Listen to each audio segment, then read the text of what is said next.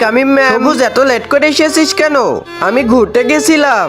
আচ্ছা, তুমি এইসব কাজ করে বেড়াচ্ছ পড়ালেখা না করে, এদিকে আসো এখন। ওই আজকে বাইরে যে অনেক মজা করতে হবে। আরে তোমার হোমওয়ার্ক কোথায়? আমি তো ভুলে গিয়েছি। আরে তোমরা হোমওয়ার্ক করনি কেন? আজকে তোমাদের হোমওয়ার্ক দিতে হবে, না হলে তোমাদেরকে আজকে দেখে নিব। আজকে আমার একটা কাজ আছে।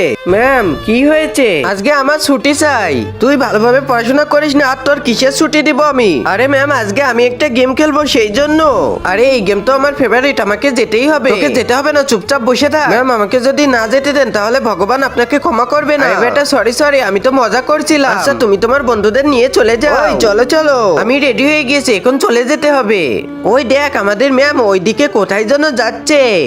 আচ্ছা চলো আমরা দেখি।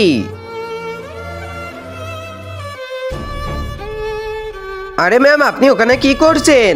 আরে তোমরা এ দেখো, আমি কাজ করতেছি। ম্যামের মাথা পাগল হয়ে গেল নাকি? কি করতেছে এগুলো?